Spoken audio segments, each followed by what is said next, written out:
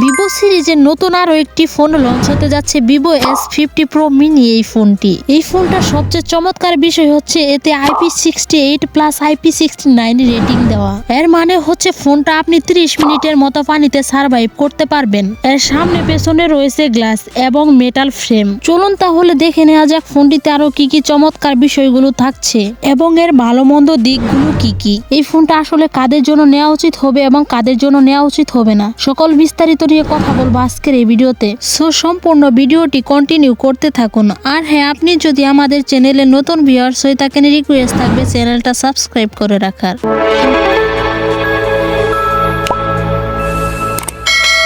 ফোনটার ওজন হচ্ছে প্রায় 200 গ্রামের উপরে, কারণ এই ফোনটার ব্যাটারি হচ্ছে দানবীয় একটা ব্যাটারি। সো এখানে কত mAh এর ব্যাটারি দেওয়া হয়েছে সেটা না হয় পরে বলি। এর ডিসপ্লের কথায় আসলে ফোনটাতে দেওয়া হয়েছে 6.31 ইঞ্চির AMOLED display, 120 hertz refresh rate. এটা ফ্ল্যাট ডিসপ্লে হয়, সব কাজ খুব স্মুথলি লাগবে। ফোনটা চলে অ্যান্ড্রয়েড 16-এ। ভিভো এর নিজস্ব অরিজিন OS 16 UI খুব স্মুথলি। এতে নিউ UI ফিচারগুলো ইউজ করতে খুবই কমফোর্টেবল লাগবে। ফোনটার পারফরমেন্সের কথায় আসলে এখানে দেওয়া হয়েছে স্ন্যাপড্রাগন 8 Gen 5। এটা হচ্ছে ফ্ল্যাগশিপ লেভেলের প্রসেসর। অন্যদিকে 12GB প্লাস 16GB র্যাম এবং UFS 4.1 স্টোরেজ। এতে ফোনটি ডেইলি ইউজে একদম স্মুথ লাগবে।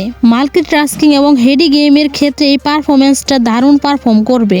আর হ্যাঁ, এই ফোনটাতে কিন্তু আপনি হাই গ্রাফিক্সের গেমও রান করাতে পারবেন, কোনো সমস্যা নাই। এই স্ন্যাপড্রাগন চিপসেট ফোনকে মিনি বলা হলেও স্পিড কিন্তু কোনো অংশেই কম না। আর হ্যাঁ, আমি কিন্তু শুরুতে আপনাদের বলেছিলাম এই ফোনটা IP68 প্লাস IP69 রেটিং দেওয়া হয়েছে। এর মানে হচ্ছে আপনি ফোনটা শিওরলি 30 মিনিটের মধ্যে পানিতে রাখতে পারবেন। সো এখন কথা বলা যাক ফোনটার ক্যামেরা সেটআপ নিয়ে। এর মেইন ক্যামেরা হচ্ছে 50 মেগাপিক্সেল এবং 50 মেগাপিক্সেল পেরিস্কোপ টেলিফোটো লেন্স, যা দিয়ে 3 গুণ অপটিক্যাল জুম করতে পারবেন। আর এতে দেওয়া হয়েছে 8 মেগাপিক্সেল আল্ট্রা ওয়াইড। আর এই ফোনটি দ্বারা আপনি 4K রেকর্ডিং এ ভিডিও করতে পারবেন। অন্যদিকে এর ফ্রন্ট ক্যামেরা হচ্ছে 50 মেগাপিক্সেল সেলফি ক্যামেরা। এতে আপনি লো লাইটে দারুণ ছবি উঠাতে পারবেন। টেলিফোটো ছবিতে জুম এর রেজাল্ট টেকনিক্যালি ভালোই হবে। আর ফ্রন্ট ক্যামেরা দ্বারা আপনি সেলফি, রিলস, ক্রিয়েটিভ ভিডিও সবকিছুই চমৎকার ভাবে করতে পারবেন, কোনো প্রবলেম নাই। ব্যাটারি ও চার্জিং এর কথায় আসলে এখানে দেওয়া হয়েছে 6500 mAh এর বড়সড় দানবীয় ব্যাটারি। এর মানে হলো ফোনটা যদি আপনি একবার ফুল চার্জ করেন, অনায়াসে একদিনের বেশি ব্যাকআপ পেয়ে যাবেন। ফোনটা নর্মাল ইউজে কিন্তু আপনি 2 দিন পর্যন্ত ব্যাকআপ পাবেন। চার্জ করার জন্য দেওয়া হয়েছে 90 ওয়াট ফাস্ট চার্জিং এবং 40 ওয়াট ওয়্যারলেস চার্জিং।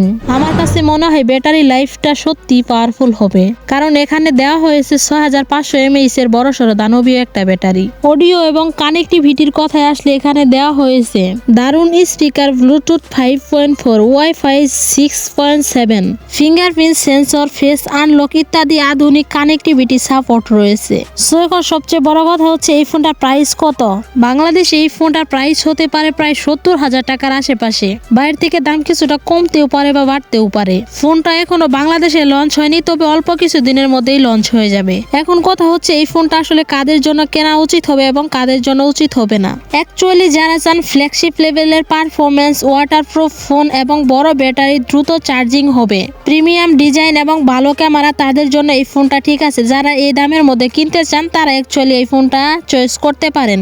এবং যারা নর্মাল ইউজের জন্য ফোন কিনতে চাচ্ছেন বা কিনবেন, তাদের জন্য কিন্তু এই ফোনটা না, কারণ এই ফোনটার দামটা একটু বেশি। আশা করি বুঝতে পেরেছেন। সো ভিউয়ার্স, এই ছিল আজকের মূল ভিডিও। ভিডিওটি কেমন লাগলো আর ফোনটা আপনাদের কাছে পছন্দ হয়েছে কিনা অবশ্যই কমেন্ট বক্সে আপনার মূল্যবান মতামতটি রেখে যেতে পারেন। আর হ্যাঁ, ভিডিওটি ভালো লাগলে চ্যানেলটা সাবস্ক্রাইব করে রাখতে পারেন প্রতিনিয়ত এরকম নিত্য নতুন আপডেট ভিডিও সবার আগে পাওয়ার জন্য। সো দেখা হচ্ছে নেক্সট আরেকটি ভিডিওতে। ততক্ষণে সকলে ভালো থাকুন, সুস্থ থাকুন। আল্লাহ হাফেজ।